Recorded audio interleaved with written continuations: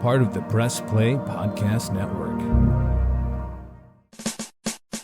Hi, everybody. It's John Tellage from the Guardians of the Land MLB podcast. Be sure to hop on with us to follow all the dramatic developments of the reigning American League Central Division champions. From game analysis to interviews to keeping tabs on who could be the next breakout star. We'll have that and much, much more right here. It's the Guardians of the Land MLB podcast on the Press Play Podcast Network. Subscribe here and join the fun.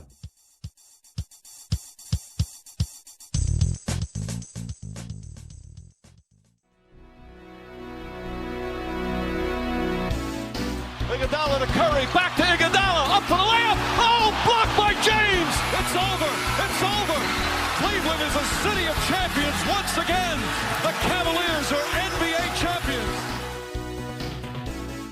What's good, Breakers? That sound means it's time for Cavs on the Break NBA podcast, part of the Press Play Podcast Network. I'm your host, Chase Smith, and with me, he's the NBA writer for HoopsWire.com. He's our Cavs Insider National NBA writer, Sam Amico. Sam was at the game. Sam, what was the vibe like inside the Rock, man? How you doing? Well, it was intense for about the first 5 minutes of the game, and Jeremy was there too, so he could tell you this, and then not again until the Cavs made their little run there at the end. Yeah, it definitely was pretty quiet. Seemed to come alive. Also with us, John Sabol, sports anchor at Fox 8, host of Sabol Brothers on the Baseline, right here on the Press Play Podcast Network, one of the co-hosts of Cavs on the Break. John, how you feeling after this game one loss, man? What's just instant reactions? Well, I was surprised Julius Randle suited up. That was kind of little surprising to me. Instant reaction, man. Cavs got to learn to get an offensive rebound. Sheesh. Yeah, it was rough. They couldn't grab a board to save their life, it seemed like at some points. And they got to find a way to defend Jalen Brunson, which Sam and I talked about a couple of days ago when we did our playoff preview. Yep. Also with us, the man, the myth, the legend, my first podcast partner, JIA. Jeremy, did you know that you won the most Junkyard Dog Awards throughout the season? I mean, it's no surprise. One of the Breakers went back and listened to every episode and kept track, and you won the most. Yeah, listen, and that means something with a group of talent like we've assembled for this show right here. So I'll take that, and I will be proud of that, and I will wear that. Chase. All right, well, it just means you're closer with Chase than me or Sabol. That's all that. Oh, man. Well, shouts to Zach. Listen, the cream always rises. The cream always rises to the cream always rises. I'm going to use his own phrase against him. It just means Jeremy is a straw that stirs the drink. Yeah, well, hey, shouts to Zach for checking this pod out. Go. So here's what we're looking to do. After every game, do a little 23-minute playoff press here. We're going to try to come at you after every playoff game, win or lose. And this would have been a little bit different if we would have pulled out that victory. Cavs fall to the Knicks at home, game one of the playoffs, 101-97. And we were lucky to be in the game, Sam. We were lucky to actually have a shot at winning. Both teams played terrible. And let's kind of talk about a couple of narratives from the game. I have three narratives here in front of me, and John mentioned one already, offensive rebounding. What can the Cavs do when you have two 7-footers and you still lose the defensive battle, Sam? Let's talk this out, because that is not an encouraging sign. No, I think that the Knicks that just came down to being more aggressive, really. The Knicks were just getting after it. A couple of times, I would say at least 5 or 6 times, there was a rebound up for grabs that, a shot missed and clanked off the back of the rim, a Knicks shot, and the Knicks, it either bounced right into the Knicks' hands or they just were more aggressive. And it was almost like a loose ball situation. And the Knicks were just more aggressive in that scenario. So I think that's one thing. You're going to just have to be more aggressive. 2, you got to be more fundamentally sound. There's a few times I noticed that Mobley and Allen weren't putting a body on anybody. They were just, and that works in the regular season. We're just taller than them and more athletic. We'll go get the rebound. But Mitchell Robinson for the Knicks is very athletic, has great length. Bingo, and big. And you're right. And he's going to cause a lot of problems. He's Josh Hart, as we saw when he came into the game. He's a guy who's going to go get rebounds. He's just very aggressive in that sense, even though he's a 6'4", 6'5" wing player. He really killed them in terms of going and getting the basketball and making winning plays. So, you just have to be more cognizant of sticking to your fundamentals and putting a body on somebody, boxing out and being more aggressive. John, does it seems to me that some of the thickness of the Knicks seem to be an issue for the twigness of the Cavs. And if you're kind of, are you vibing with that, man? Did it seem like they were just thick Knicks everywhere? Say that 3 times fast, could you? I also liked your twigness drop. That's a pretty creative way of describing it. You know what? That's the thing, Chase. You bring up a great point. The body don't match well with the Cavs. Cavs aren't a thick team, I guess you could say. I mean, they're smaller. The bigs are skinnier, and Jared Allen and Evan Mobley. I mean, they've got some. Knicks have some guys there with some muscle, man, and they out-toughed the Cavaliers here in Game 1. Manhandled them in the paint, out-hustled them, and it showed. And that's something that they have got to recognize, or this will be a quick series. And that's with the Knicks still shooting not great basketball, and the Cavs didn't shoot well either. But Jalen Brunson and Julius Randle still had a pretty solid game despite having a slow start for Randle. But yeah, I mean, like, the Cavs have to find a way to figure that out, because if they don't, we're gonna have some problems. Jeremy, you were at the game as well. Did it seem as lopsided physically in the arena as it did watching it on the telecast? Yeah, and that was one of my thoughts coming away. I've talked about this over the last couple of years, that big body, kind of traditional big men give Jared Allen issues. He's kind of the new age big guy who can run and move. But when you got a big guy who's, I think Mitchell's 7 foot, 250 pounds, and he's athletic too, that kind of guy gives him problems in there. He takes up space, he gives him problems. He rebounds well, and he's athletic. So I'm not saying they can't adjust. I'm not saying they can't figure a way to get a body on him and get some of these rebounds. And Sam was right too. There was some that were kind of bad luck. Balls just took weird hops off the rim, and that kind of stuff happens. And when it's not your night, it seems like those go the other way, right? So I'm not saying that it's like a death sentence, but it is something that's concerned me over the last couple of years with Jared Allen, is just him having trouble with big body. And we've seen it all season long when the Cavs played Philly and Joel Embiid. And you can't match up well with that. He can't. And he's got to find a way to, I don't know, just get a little tougher, maybe outsmart him. And there's only 5 teams or something with centers like that. Vukovic, there's the guys that give Jared Allen trouble just because they're a little bigger, little stronger, a little more traditional, I would say, in the center. Mm-hmm. There's only a handful left, so you don't have to deal with it that often. But it just so happens this matchup is one of those. You know what, Jeremy, when you see it, when it happens, it's glaring. It's obvious. Exactly. I agree.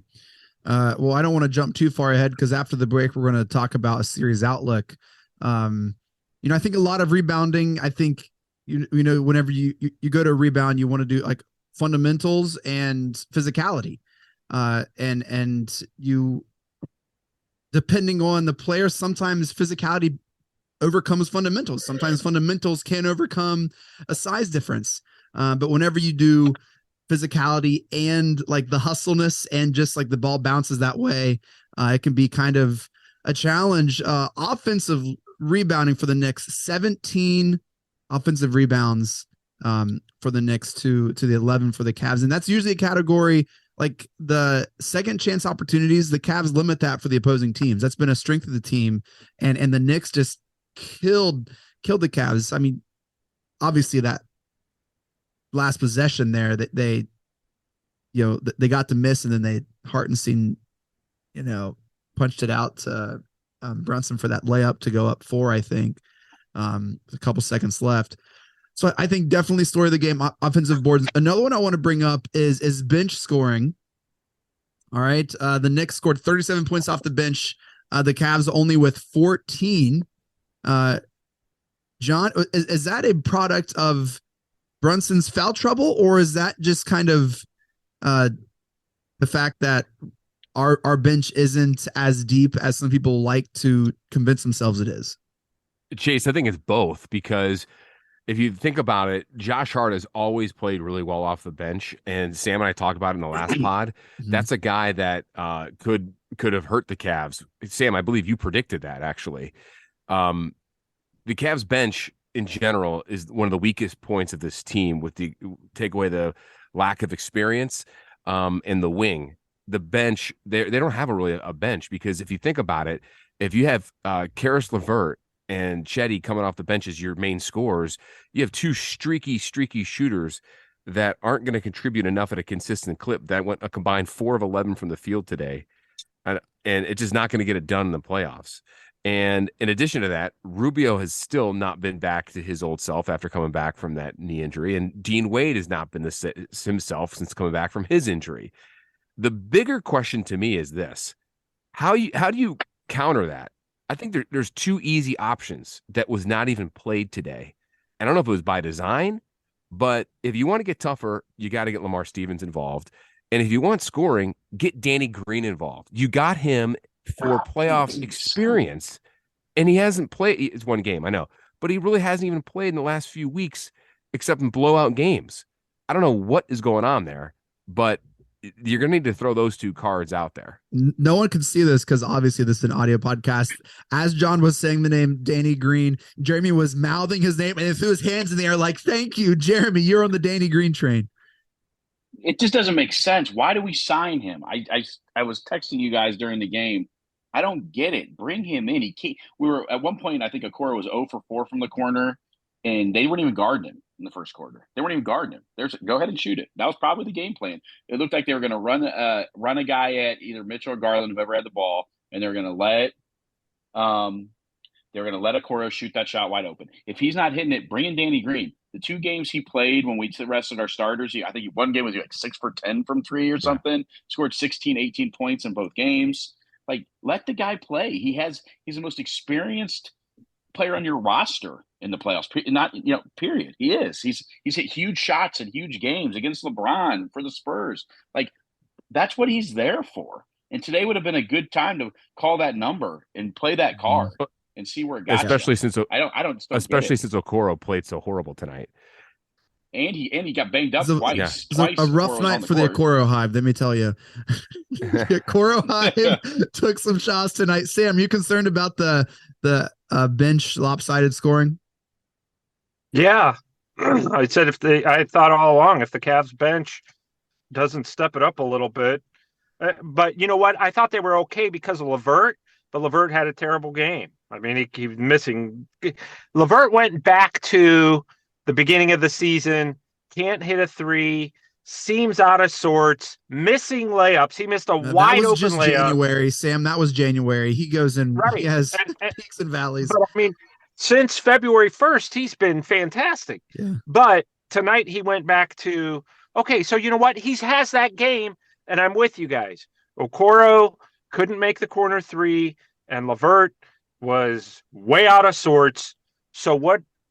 I don't understand. Again, am I saying they would have won the game if they had done this? I don't know. But I don't understand why you signed Danny Green if you're not going to play him. What was the point? If you don't want to play a guy, don't sign a 35-year-old. Sign a 19 or 20-year-old. The reason you brought Danny Green in is presumably because he has playoff experience. He can hit corner 3s. He's got big game experience. He's won championships.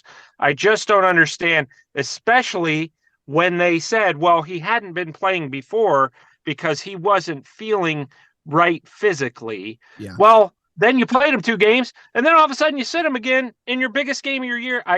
I'm perplexed by that. And to me, it's just what reason did you have to keep Okoro and LeVert on the floor? Sam, I know you noticed this because you had to be in the arena to notice it. Did you notice he was on the bike most of the first half? Yeah. He was on the bike in the tunnel. Yeah. So maybe someone told, hey, stay ready, stay loose. We might go to you. And so it just boggles my mind. Yeah, I don't so get it. we're looking at he's trying to right out of the arena. Go ahead. I'm sorry. No, Sam's all fired up. Sam got McDonald's for the first time in like 6 years, and he's all fired up. It's really got the juices flowing. I highly recommend McDonald's. Sam got a hamburger Happy Meal. So looking at the minutes here, this is crazy. Mobley 37, almost 38 minutes. Jarrett Allen 42, almost 43 minutes. Donovan Mitchell 43 minutes. Darius Garland 43 minutes, and then you have Karis LeVert 18, Dean Wade with 7, Ricky Rubio with 5.5. Chetty Osman, we'll talk about Chetty here in just a few moments, 18 minutes. It does seem like if you look at the Knicks breakdown, they played one fewer player, and that kind of like 7-minute, 5-minute Ricky Rubio, Dean Wade position they just gave to Obi Toppin, who crushed us in the third quarter. But it does seem there's like 12, 13 minutes the Cavs could give to a Danny Green or a Lamar Stevens. It does seem that for some reason Bickerstaff is still trying to figure out who his crunch time 8 guys are. And, I don't know if Dean Wade and Ricky Rubio are those guys.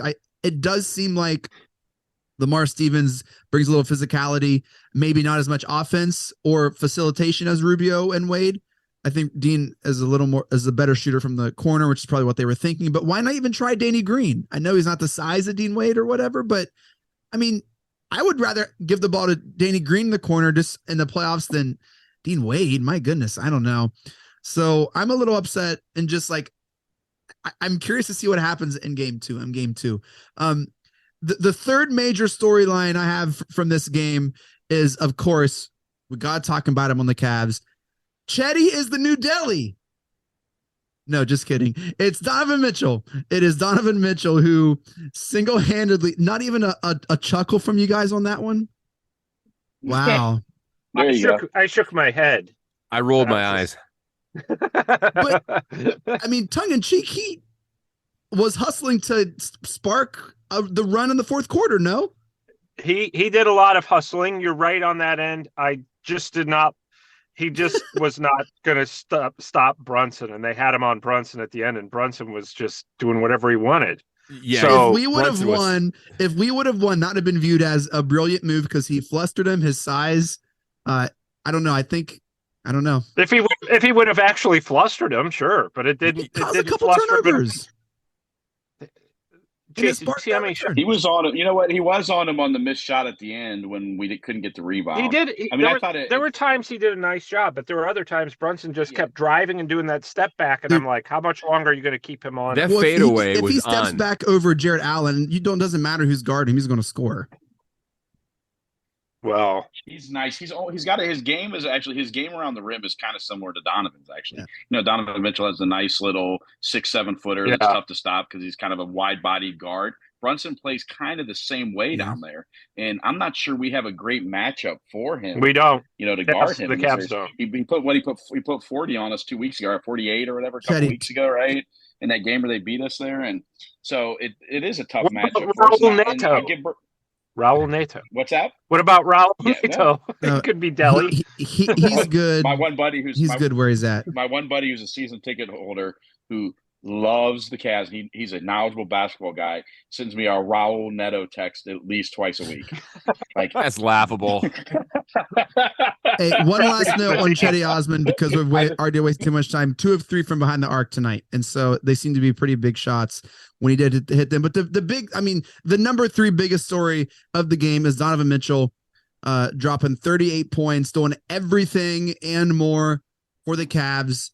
I am always shocked how he finishes so well around the rim. He has incredible touch. They were ranting and raving on the broadcast, ESPN, how smooth he is, how balanced he is, and how easy he makes what he does look.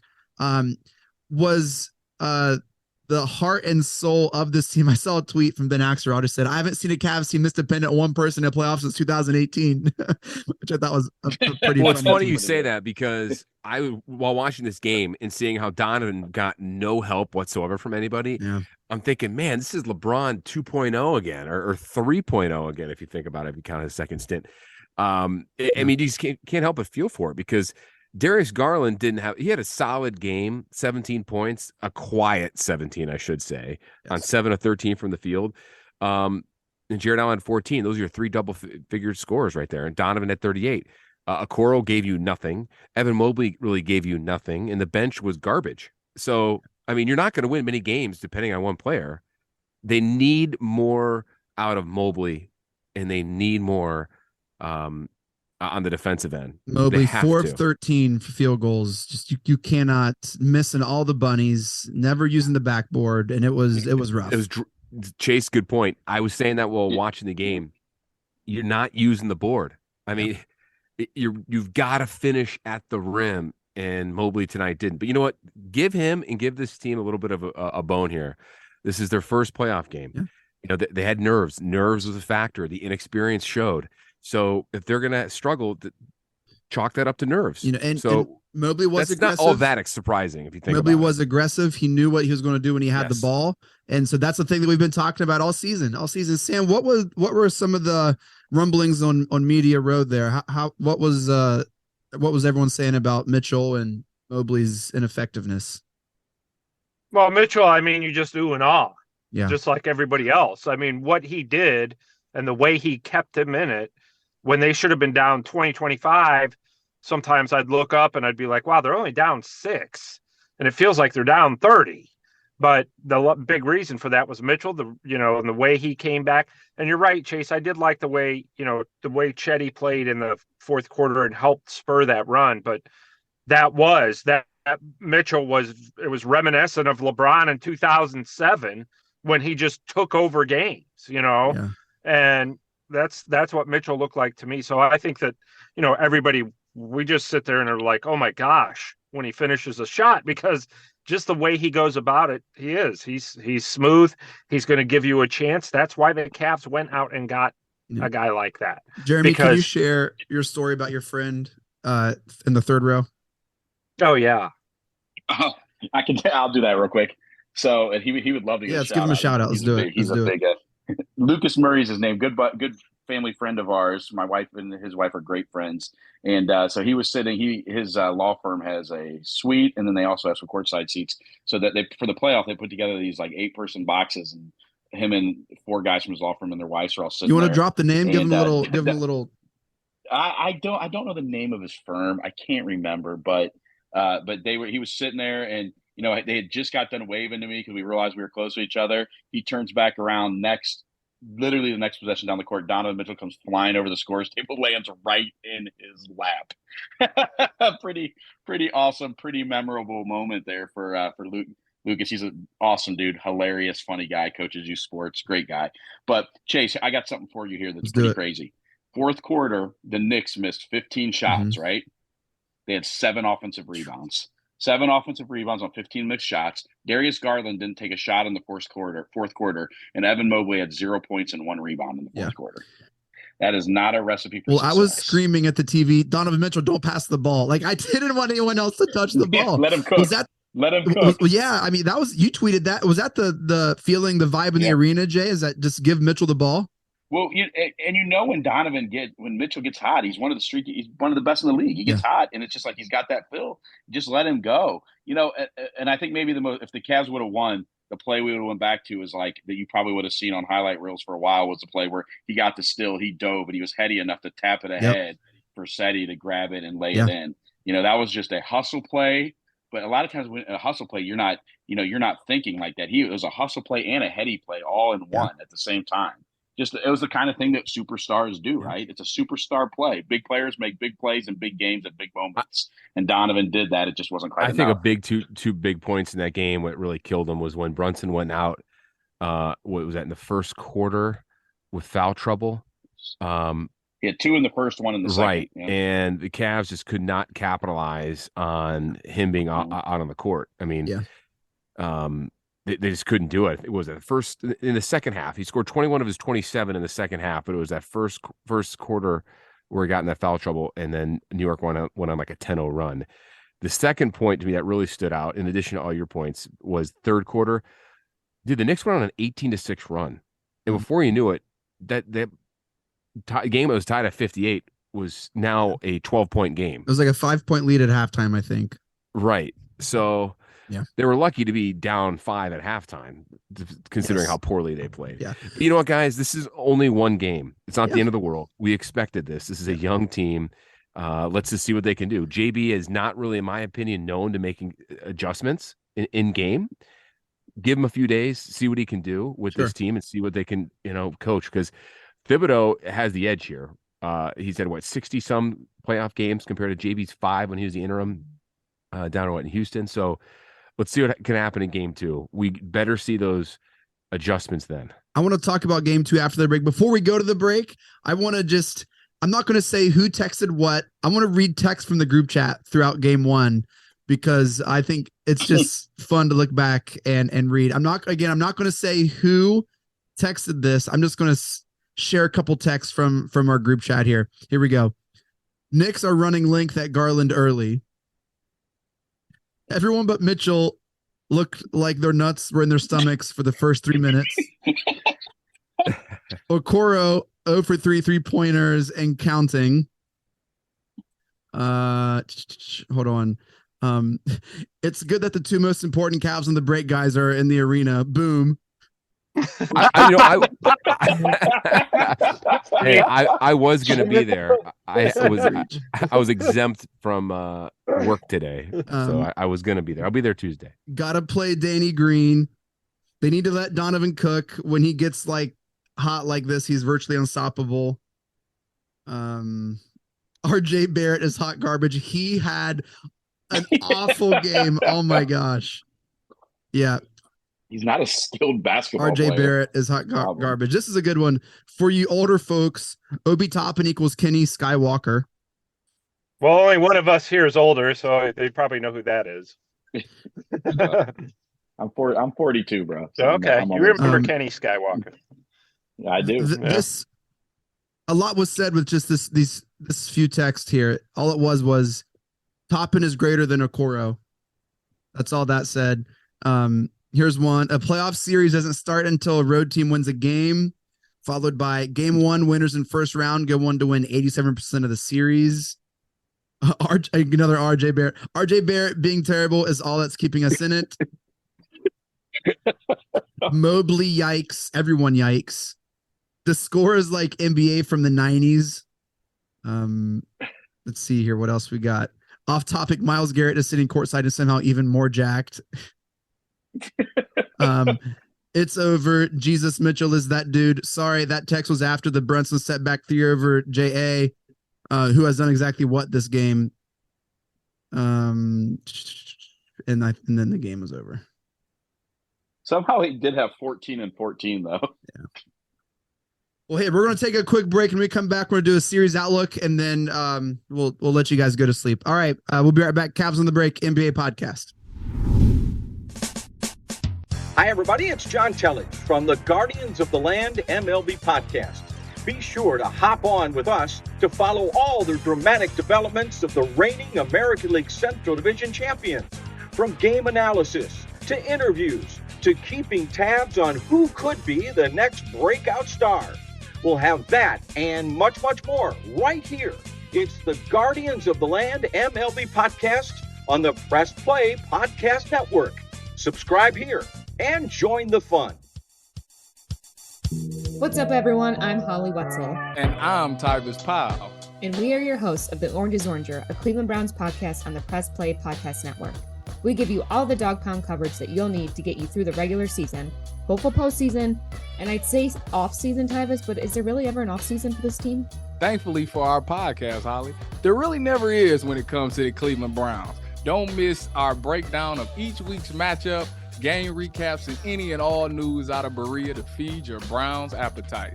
As we know, Holly, dogs gotta eat. Yes, they do. So hit that subscribe button and never miss an episode of the Orange is Oranger, Cleveland Browns podcast on the Press Play Podcast Network. Looking for new insights on the Cleveland sports scene with a unique side of Cleveland sports history? Then you found the perfect podcast. I'm John Sabol. And I'm Scott Sabol, and we're hosts of the Sabol Brothers on the Baseline podcast, a podcast about Cleveland sports, but not your typical podcast about the land's sports teams. Join us as we embark on a journey of sharing a unique and historical side of Cleveland sports history with the help of some former Cleveland sports stars and other historical figures. All right here on the Sabol Brothers on the Baseline podcast, part of the Press Play Podcast Network. The R&R podcast going to be rocking and rolling with you because football season is underway. College, Ohio State, the Power Fives, the MAC, the Browns. Michael Regai, are you ready to rock and roll with some football? Kenny, I've been ready. This is our time of year. This is what R&R is all about. We're going to be with you every week. Kenny just said it, Browns, NFL, Ohio State centric. So you got to stay with us all fall and winter long here on R&R. That's right. The Regai and Rhoda podcast coming to you here on the Press Play Podcast Network. Subscribe now and don't miss a show.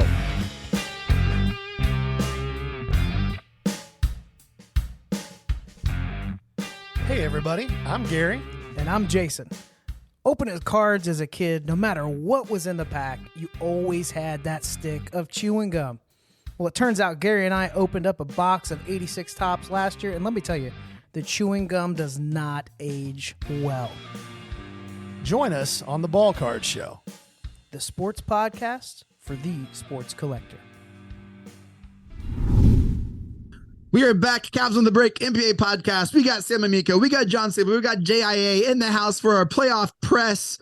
Game 1, Knicks, Cavs. Cavs taking on the chin. Series outlook. Sam, is it time to panic? Help me out. Is it time to panic if I'm a Cavs fan? No, I think that there's concern, but I don't think you need to panic. They're very capable of pulling it together. And they didn't play great tonight, and they had a shot, so I don't think it's panic.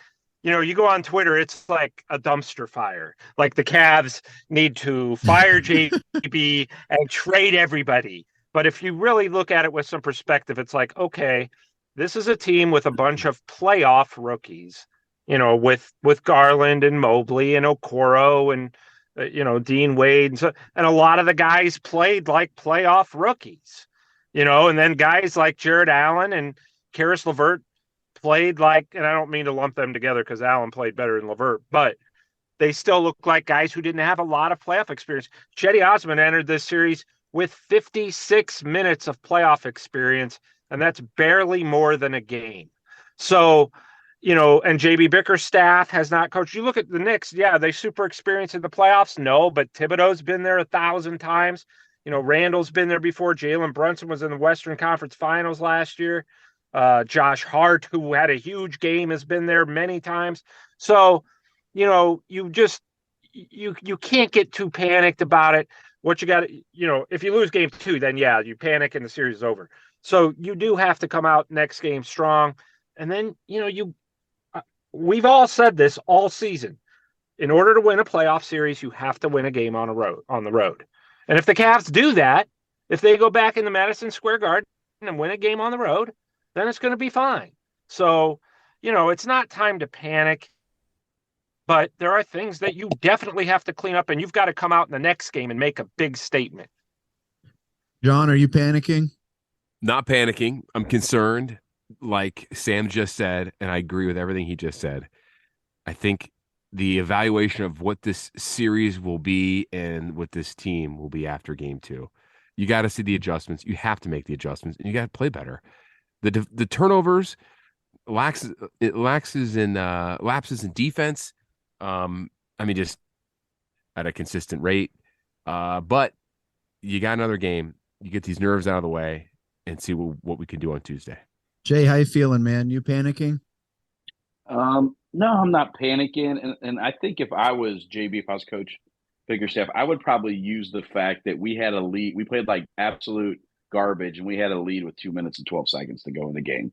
I think that's how I pitch this. Like, look, we need to tighten some stuff up here or there, but we had our worst possible game, and we still had a lead with 2 minutes and 12 seconds to go in the game. So I think that's where I go with it. If I'm him, you have to get the next one, obviously. If you lose Tuesday, the series is over. Period. Yeah, I'm going to be honest. My Take a panic fourth one. level is pretty high, guys. Panic level is pretty high. I'm not seeing Allen and Mobley getting thicker in the next 2.5 days. And I'm not seeing our play improving enough to take a game in New York. And so I am a little bit worried. I'm beginning to panic, and I don't know. I don't know if anything you guys said helped either. You know what I think, Chase? Let me say something else. And if I'm the Cavs, I'm giving R.J. Barrett the Isaac Okoro treatment. I'm going to make R.J. Barrett beat me. I'm running guys at Jalen Brunson. I'm getting the ball out of his hands. I'm going to make Barrett beat me. Okay. I think that's maybe a decision they might have to make, similar to what the Knicks did to us early, running guys at Garland. I think we should run some guys at Brunson, get the ball out of his hands, and make another guy beat you. I think that's probably what they'll do too. Well, I think we know who sent the text that said R.J. Barrett is hot garbage now. That was me. I think he was 2 for 12 from the field. Yeah, like 2 for 12 yeah. from the field, I think. It was Like bad. that. It was bad.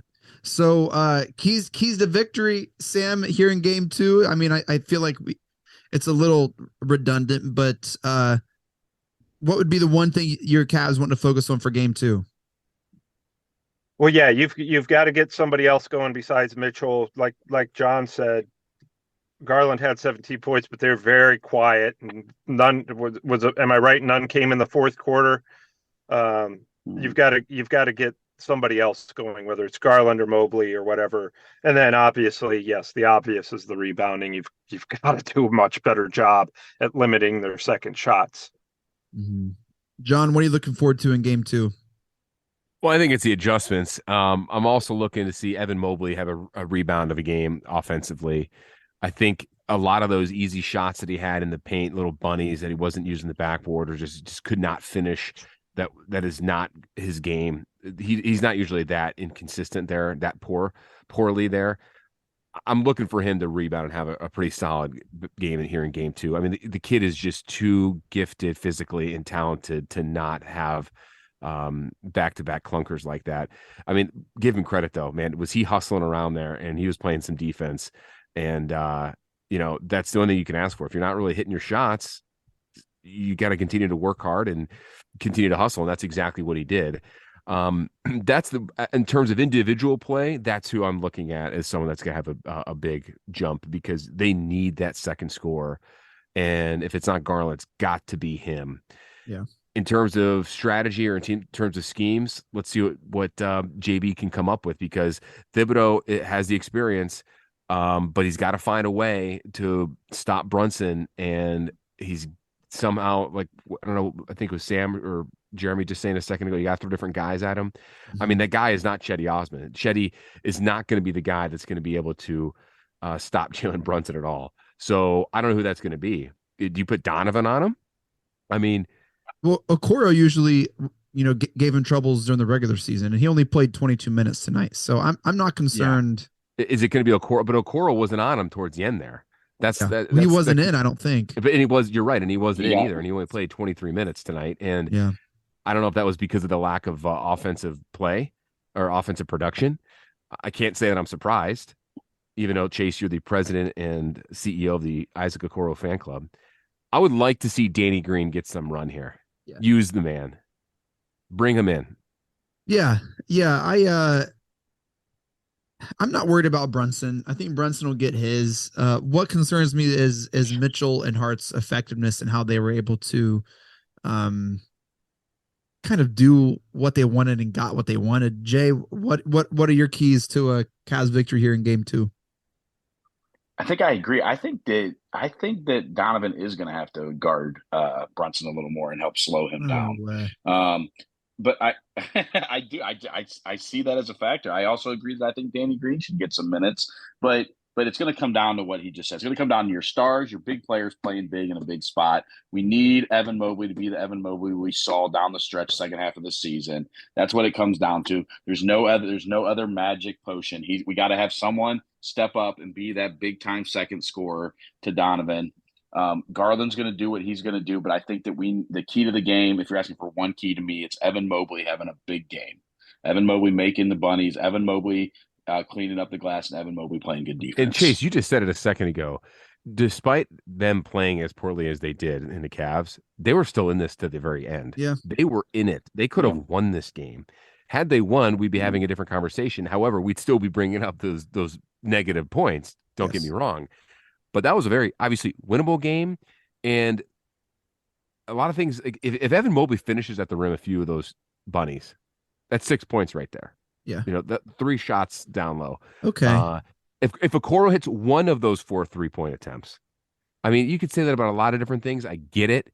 But despite how this game felt more out of reach, even though they took a late 1-point lead that lasted for like 20 seconds before the Knicks scored, they very well should have or could have won this game.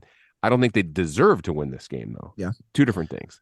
All right. I think you brought me down a little bit. I can totally see holding off reservation on some of the playing ability of these players, young players in the playoffs, and Bickerstaff's coaching ability in the playoffs for game 2. And so I will hold off full panic mode until we are down 0-2 if we lose on Tuesday, or it's series tied 1-1 going back to New York and it's a best of 5 series.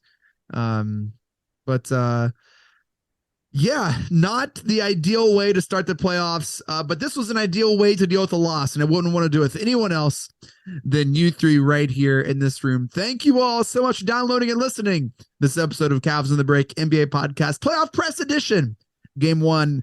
Shouts to the Press Play Podcast Network for making this possible. Make sure to follow us on Twitter at Cavs on the Break. Always follow back. Follow Sam on Twitter at Amico Hoops. Get all of his works and writings at hoopswire.com and at Wired Hoops. Follow Jeremy on Twitter at Jeremy Inaccurate, and follow John on Twitter at John_Sabol. Are we doing Junkyard Dog Award for playoffs as well? I think if you're going to do it the regular season, you got to do it for the playoffs. All right. Who's up for? Are we giving RJ Barrett the award tonight? Does he get the nod? Does he get the? He was our MVP. I think Sam should get it for slamming that. That's what I was thinking at the beginning of the Happy Meal. You know, him slamming the hamburger Happy Meal there at the beginning before we even and having that Oreo McFlurry. Before we even started, I was going to vote for Jeremy again, as much as it pains me.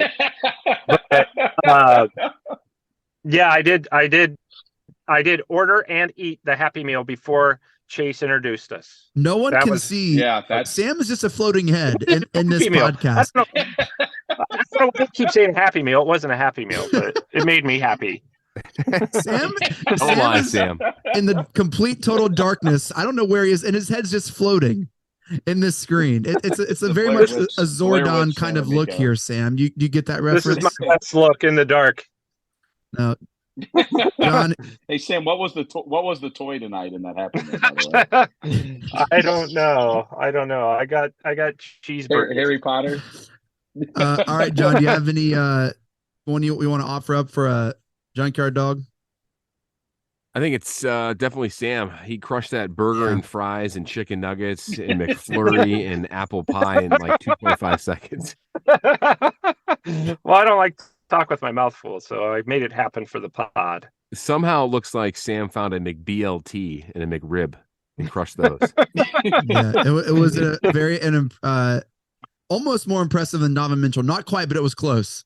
It was close. Well, Sam, you get the Junkyard Dog Award tonight. Any final thoughts, my man?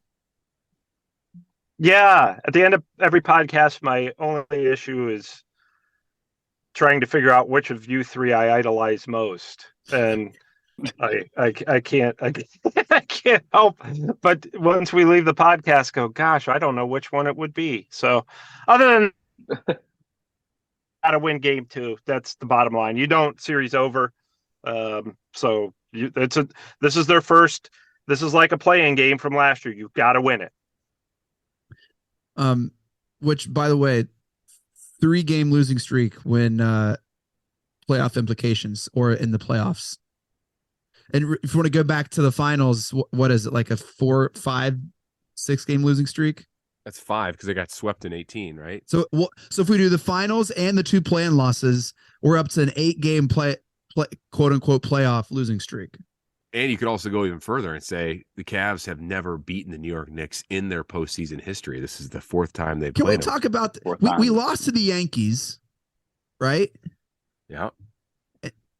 And we've lost to the Yankees, I think, the past 2 or 3 baseball playoffs. It was 2017. 6.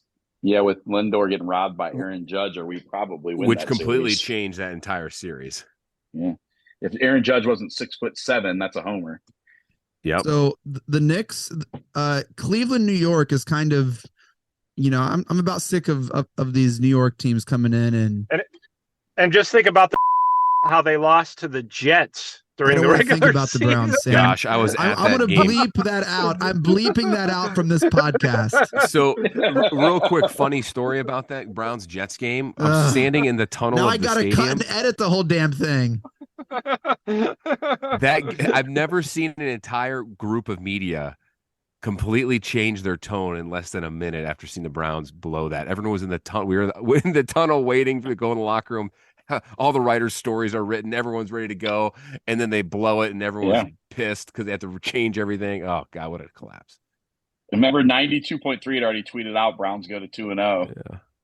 Wow. All right. Well, this podcast just took a turn down to Awfulville.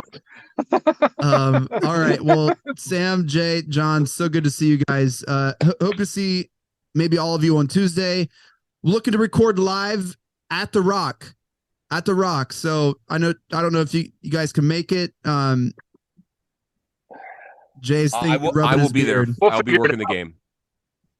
All right. Well, Mike Breen, take us out. Congratulations, Cleveland. Your decades-long wait is finally over. The Cavaliers are NBA champions.